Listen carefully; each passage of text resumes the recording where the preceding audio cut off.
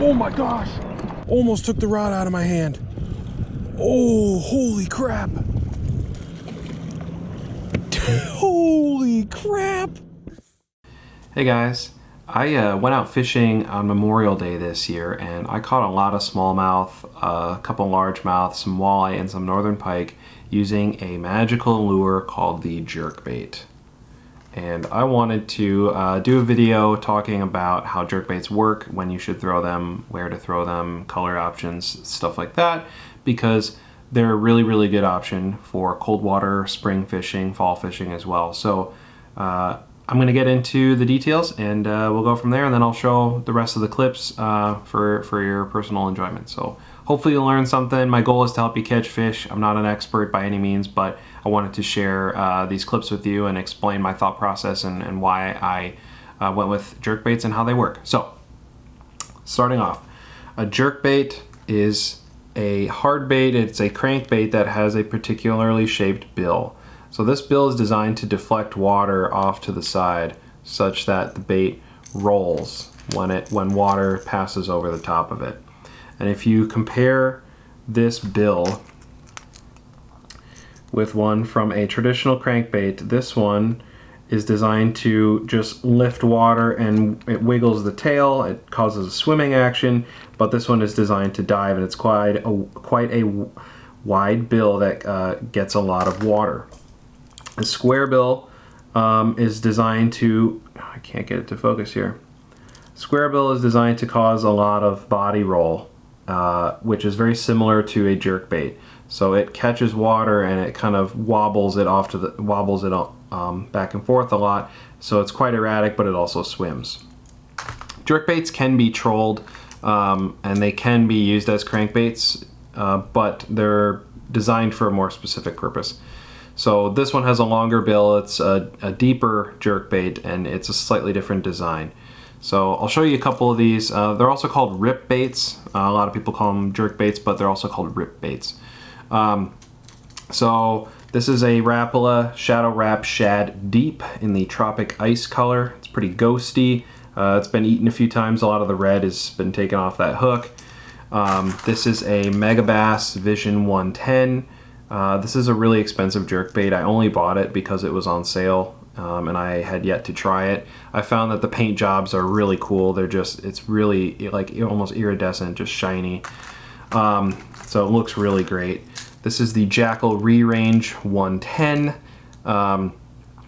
Notice the bill, very, very similar here. In a minnow color. That one's been chewed up by pike and lots of bass.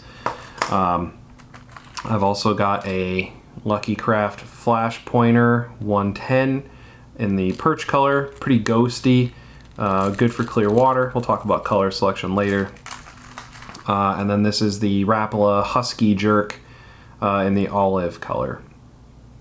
So those are a couple examples of jerk baits, and I can try and hold them side by side here, but you'll notice that except for the Shadow Rap Shad Deep, which is designed to be a deep diver, they all have essentially the same bill design.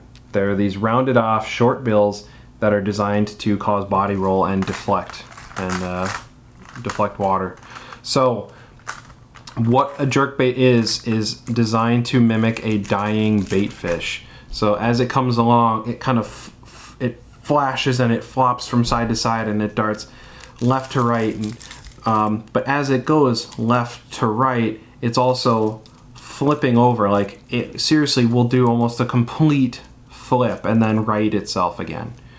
So it looks like a dying bait fish. So these can be typically slow rise, slow sink, or suspending.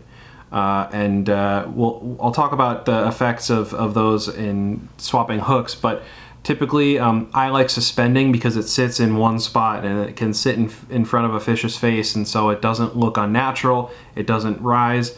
I mean, a dying fish might rise if it's still got some air in its air bladder, it might sink a bit, it really depends, but I like suspending.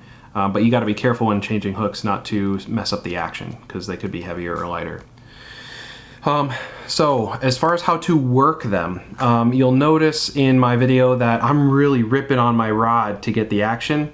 I love my rods, and they're listed as a fast and extra fast action, but they're a little soft. And so what you really want is a crisp snap of the tip that causes a darting action. So as this comes along, it just gets pulled.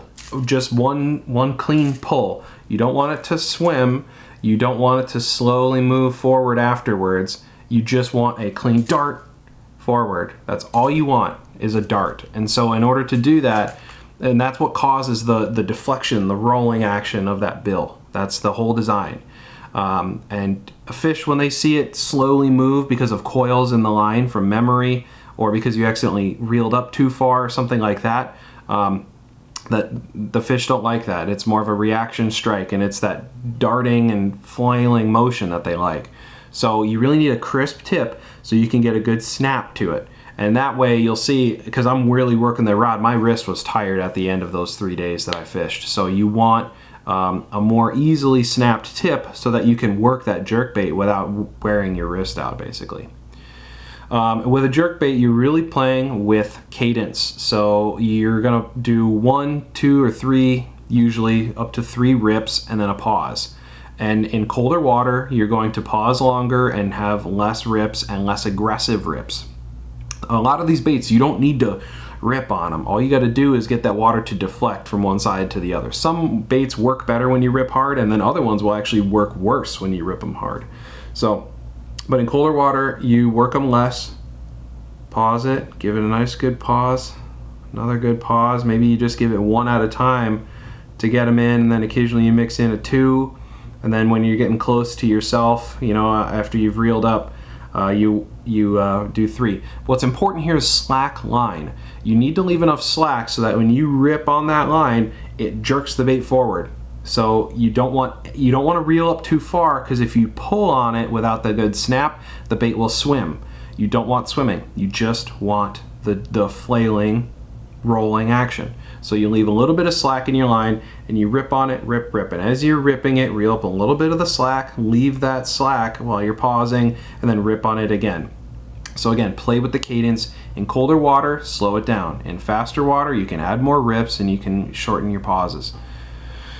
The whole point of this is generally to get a reaction strike. You're not necessarily trying to fool the fish into eating the bait. However, some of them can look very realistic, and I don't mind the realistic ones. I like them, but generally you're trying to get a fish to react because it looks like a dying bait fish, and that's something they want. They get very interested when something comes along, something rattling. There are silent ones as well. Sometimes you want silent depending on if the fish are pressured or something like that, but something gets a lot of action, gets them going, gets them interested, they come and they look at it and it pauses, and then it, you know, they wait, they get close, and then it moves again, and then they lash out at it. Sometimes they'll lash out on the pause. So that's what you're going for, as a reaction strike. So I mentioned coils in line. Again, because you want that perfect flailing, rolling action, you don't want line that has a lot of memory. Coils in the line, as you pause and as you jerk it, can compress, and it will pull the bait on its own. So line that has, you know, that's old, or it's been in the sun, it's got a lot of water time, consider swapping that line out. You really want your line to be straight, and you don't want it to pull on the bait. You want that bait to sit perfectly still in between your ribs. Stretch is important as well. If your rod is really stiff, stretch of your line will be better in this case. If your rod is a little bit soft, maybe braid to leader would be a good option for you, because you'll get the responsiveness and the almost non-existent stretch of the braid with a fluoro leader. So that's the other thing, is I like fluorocarbon because, one, fluorocarbon sinks and you want your bait to get down there. So it's also less visible as well. You know, fluorocarbon's expensive. It doesn't have as good of knot holding ability as monofilament. But still, you need to choose the line wisely. Make sure you don't have any coils, any memory in there. People use lighter line to get their crankbaits deeper for all types of crankbaits, and the same applies to jerkbaits. I use 15-pound fluorocarbon. I don't really mind that I'm losing a little bit of depth. and it's worked for me so far. We have northern pike up here, and they very much like jerkbaits, so that extra abrasion resistance just puts me at ease because I don't use a steel leader or a titanium leader when I fish with jerkbaits. Okay, when and where to throw them. As I mentioned, cold water. What's really important about the cold water piece and why it's so effective is because fish don't want to chase in cold water. This gets a bait down in front of a fish without you having to constantly retrieve it to keep it off the bottom, so they don't have to chase it. It's also not bottom contact, so you don't need to worry about hang-ups on bottom. You don't need to worry about any cover down there. You don't need to worry about fish looking down and only eating off bottom. This allows you to get in somewhere mid-water column. So if they're not eating top water and you don't want to fish bottom contact because there's a lot of rocks or a lot of brush or something like that, or it really depends. This is mostly for open water, but you throw it over points, boulders, flats. In colder water, you can get it in front of a fish and leave it there. And then it gives them time to come find it and look at it, and you're not constantly pulling it back to yourself because they'll lose interest. They won't want to chase it. They're lethargic. So in cold water in the spring, jerkbaits are awesome. Bedfish, when they're not locked onto a bed, more during the early parts of the spawn, in anywhere from 58 to 65 degrees. It really depends on your lake and the weather lately and all that stuff. But before they're locked onto a bed, but they're considering bedding, they're in bedding areas, maybe they've made a bed, they're still waiting for a female to show up, or the female has showed up, but the male hasn't arrived yet, all sorts of conditions there, they're willing to move off the bed, and they're willing to investigate things. That's a great time to throw a jerkbait. Throw it around on those flats and points, around big boulders where you would expect smallmouth, for example, to be. For largemouth, you can do the same exact thing as long as you don't have a bunch of laydowns and stuff that might, steal your jerkbait because of all the treble hooks. But you want to put it around beds where fish might make beds. And they're going to be roaming around banks, they're going to be hanging around points and flats, looking for places to bed, looking for fish to eat as they're bulking up for the spawn. That's where you want to cast them, and they're going to move off those beds to get them. So flats, points, boulders, incredible. You can also throw it around cover for largemouth. Again, same thing applies. Instead of boulders, you're talking about logs. Another place to throw it, even when water is a bit warmer. When you see bait fish busting on the surface, if they're being actively chased and eaten by predator fish, by bass, that's a great place to throw it. Get your jerkbait in there, try and get below them if you can. That's also the same for bait balls. Try and get below them because fish usually want to wait for the weak or dying bait fish that just got slammed by a bass, but the bass didn't eat it. That fish is going to be stunned, paralyzed, it might be trying to get away, it's going to be flailing. That's a good place to get, is under that bait ball where fish are looking up, waiting to look for stuff to come to them. That's a good place to attract attention and get bit. So deeper diving jerkbaits are a good option there. Color selection. I showed some ghostier stuff here. The perch, flash pointer, and the tropic ice shadow wrap shad deep. Fish can't see very well in clear water when the bait is clear itself as well. When you have an opaque, hard surface, fish can see it. They can see it from far away. It almost looks too hard. It's like not quite real enough for them. But in clear water, you throw something that's clear, they can't quite see it as well. In dirtier water, you want to get attention. Fish can't tell the difference usually when you have a more opaque jerkbait. Something really shiny doesn't matter as much, and you can throw a shinier, more opaque hard bait, including white. White was a great option for me, and I caught some walleye, pike, and smallmouth and largemouth on the white re-range 110. So love that bait as well. I actually lost it in the boundary waters and I had to buy it again. So also for bait fish, match the hatch. That's the story always. So for throwing plastics around, but also hard baits. If you got perch in your lake, throw something that looks like a perch. If you got bluegill, perch will sometimes work. Sometimes they're only going to see the belly. Sometimes they're going to see a side profile.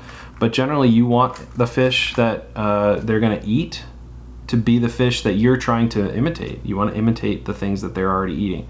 That's why you throw crawfish patterns when you're fishing in lakes with crawfish, because you want You want them to eat your bait. That's what they're eating. So closing thoughts. Swap your hooks. Some baits are fine. Some, you know, definitely need to be switched. It really depends. The Megabass Vision 110, people talk about the stock hooks not being very good, so I swapped mine out with the Gamakatsu Aaron Martin's Nano Finesse trebles.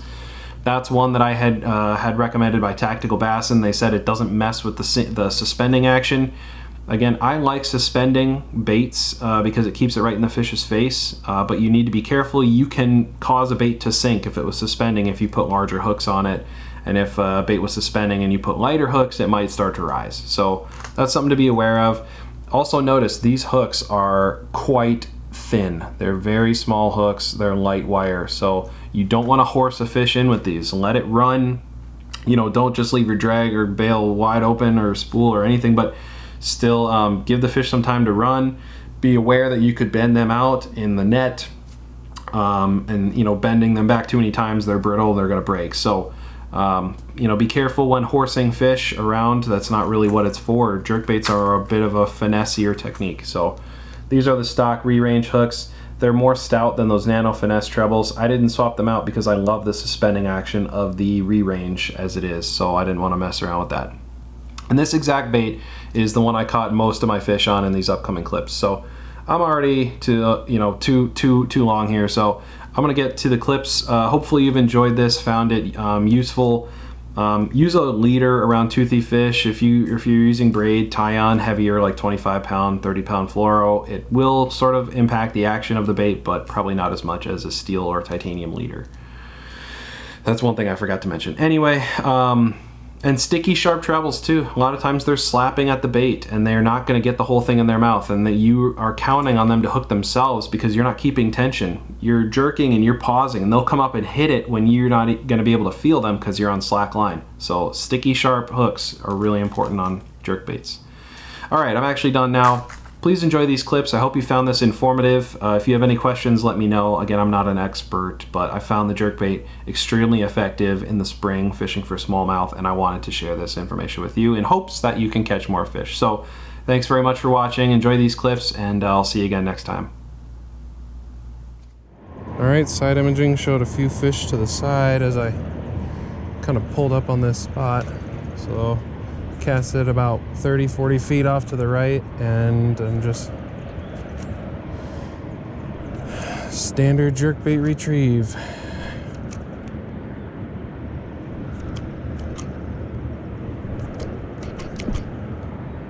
I don't know how aggressive I need to be. I wasn't. Oh, here we go. That's a bigger fish. That's a bigger fish. Oh, it's a pike. Fudge. Oh no. Oh geez. Oh, he T-boned it. Not a bad one. Not a bad one, honestly.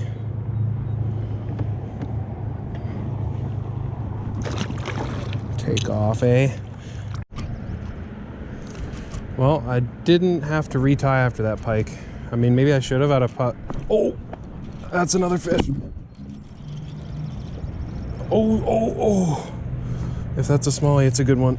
It feels more like a pike though. It's a big smallie. Oh. He's good. Here he comes. Here he comes.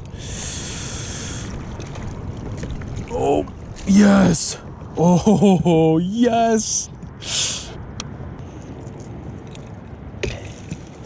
What a beauty. That's the best one of the day so far. Plump. Plump. Look at that. Oh yeah, that was a nice little fight.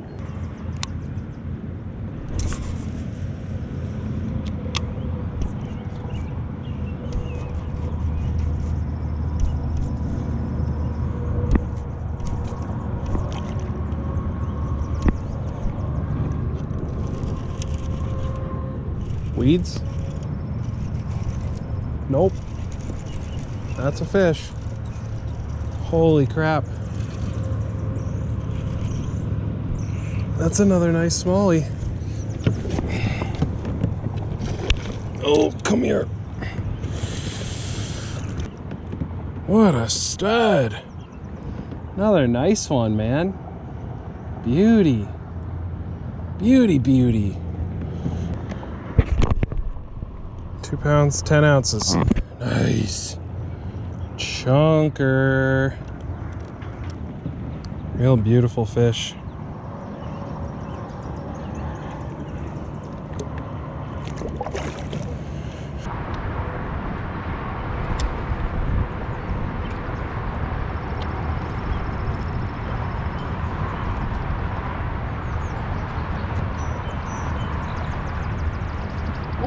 Oh, that's something big.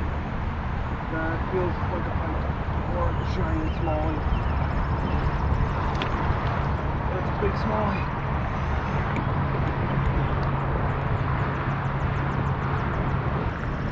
Another nice one. Beauty. This one looks spawned out, or it's a male. Doesn't have a super thick belly, but nice. Nice little guy.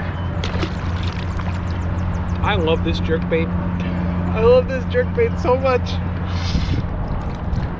I just love that they're eating it. I've never been able to use a jerkbait before because I've always bank fished. They just get caught up in the weeds. You're never deep enough. Right now I'm just sitting on this flat in between deeper pockets of the lake. There's beds everywhere. I can see them on side imaging. I can see them visually. I just caught a walleye on a jerkbait. That's what I'm talking about. Dude, this is a nice size walleye. Check this out. Nice walleye. Real nice one. Fat, very fat. Look at that guy.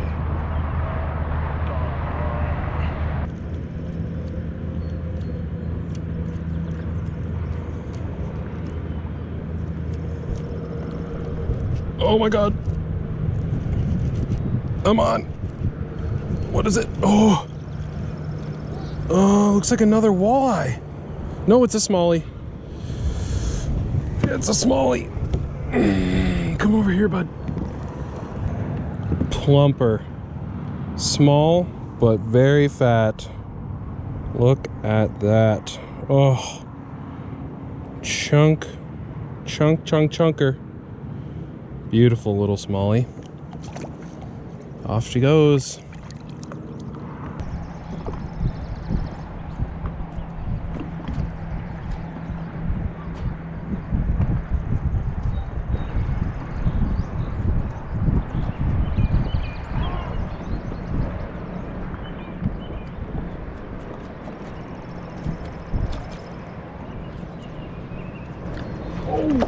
Oh my gosh! Almost took the rod out of my hand. Oh, holy crap! Holy crap! That scared me good, man. Oh my gosh. That was crazy.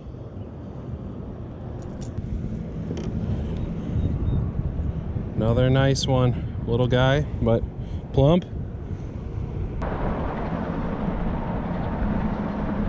Little guy. Eating the jerkbait. That guy almost stole my rod. Almost stole my rod. That was a fun bite. That's gonna be really interesting to look at afterwards. That's gonna be sick. Jeez. That was a sick bite. Jerkbaits are so much fun. Oh man. Another big hit. It's a good smallie. Finally, another fish on the perch flash pointer. Still either fattening up after spawn or male. Nice. Good one.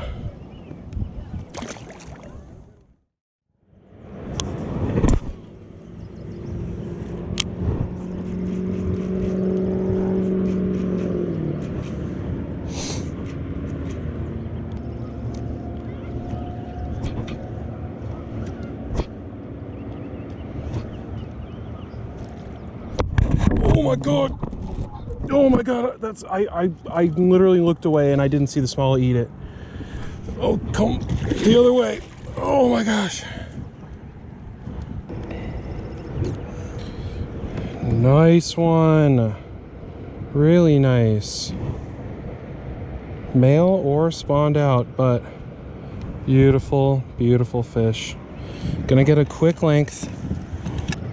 Roughly 16, 17 incher.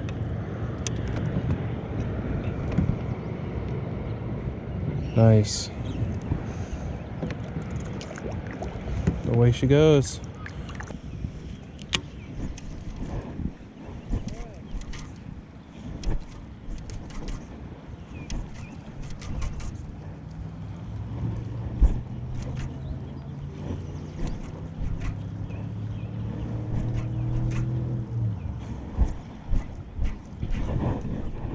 Oh! That was a nice jump. That almost doesn't feel like a bass. Oh, it's a nice smallie. Oh, it's a good one. Oh my gosh, there's another one right here. There's two of them right here. Look at that stud. Nice. Nice and thick. That's a good one. That's a really nice one. I gotta weigh this guy. He's heavy.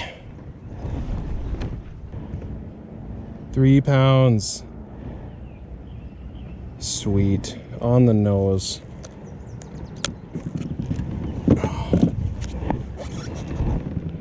Look at that nice guy.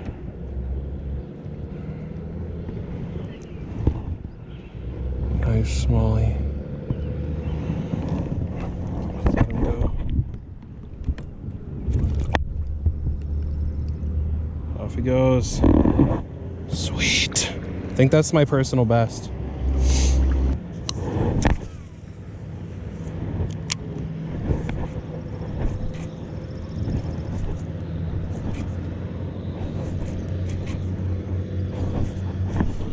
Oh!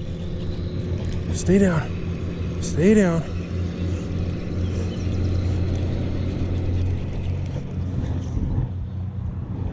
Little smallie. Oh! Just a little guy.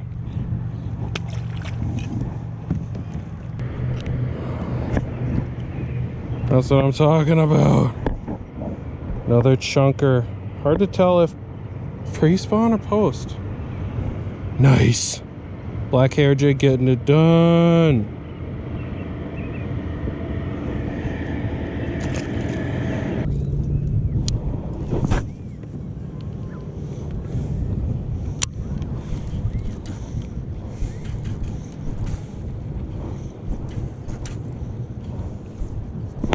Oh, there's a good one. There's a good one. What do we got? What do we got? Stay down. Oh, that was a smallie jump. That's a smallie. Oh my gosh, the one was following it. Another nice one. Plump. Possibly pre-spawn. I'm not sure. Looks plump and full of eggs. Nice one. See ya. Look at that. Look at that. Look at all those fish. Stacked.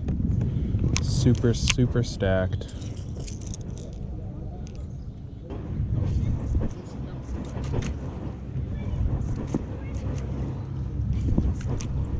Oh!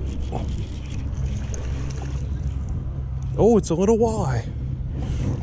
That is a small walleye.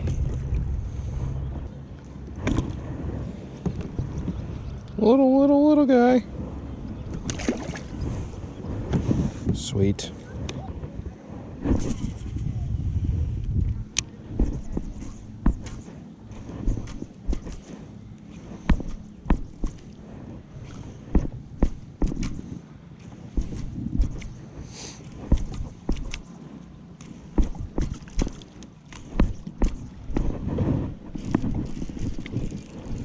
Oh, that's a big largemouth.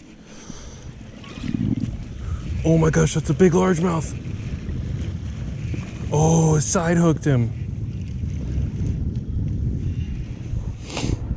Oh, holy crap. Oh, dude, he must have swiped at that. Oh, look at that stud. Oh my gosh, tail is all beat up.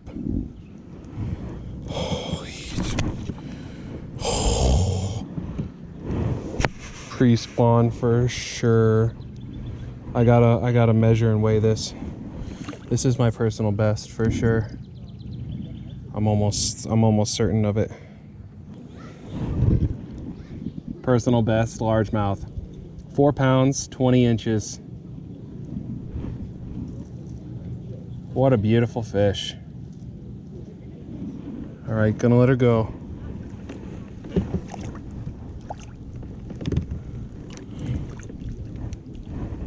Bet you she came out from under this dock over here. Freaking awesome.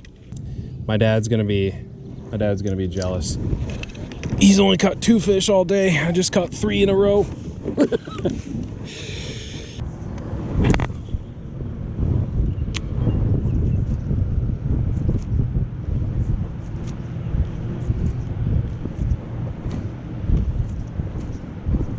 Oh, geez. I gave that fish some slack.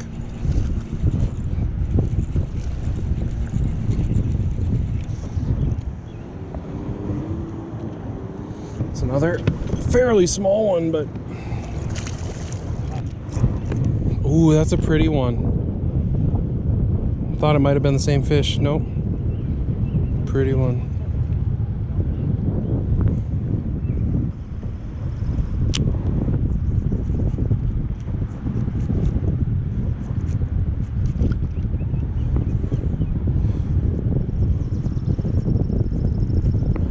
Oh, there we go.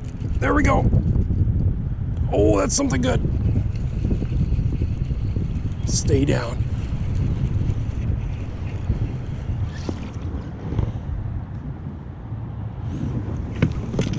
Decent smallie.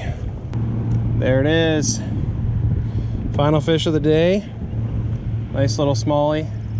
Ate the white Jackal range. 110. Nice little guy. Nice. This guy's got a really small mouth. His mouth actually looks a little deformed. Huh. Oh, ate the range. See you, little guy.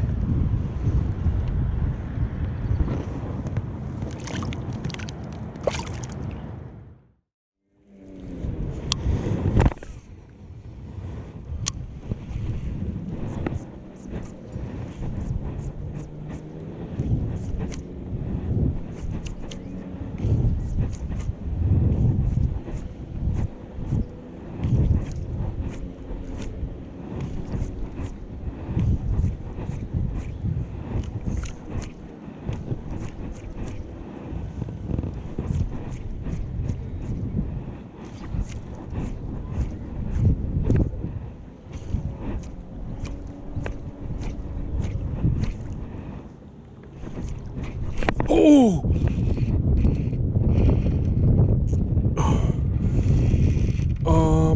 This feels like a pike.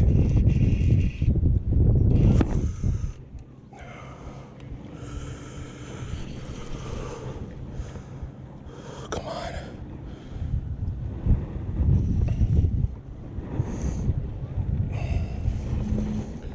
He ran like a pike, that's for sure. Oh, it's a decent pike. Oh, it's a decent pike.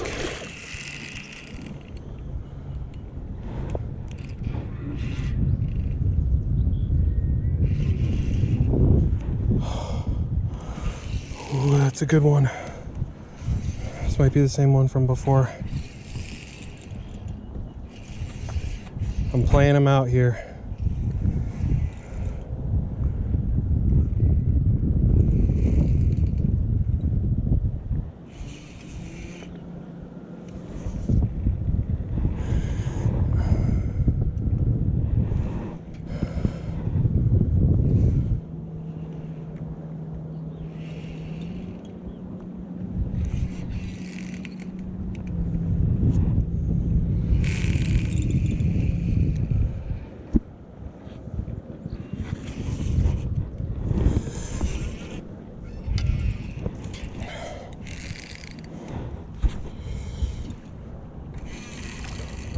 Oh, geez.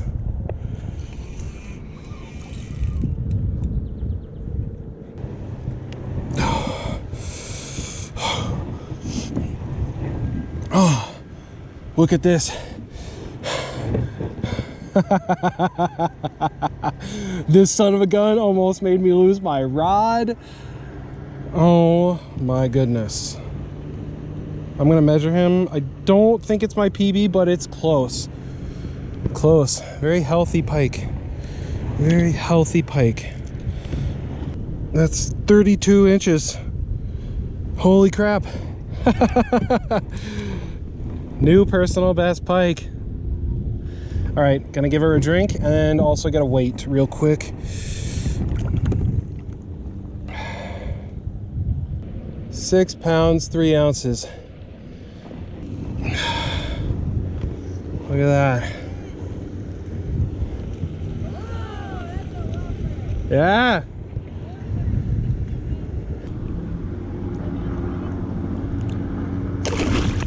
There she goes.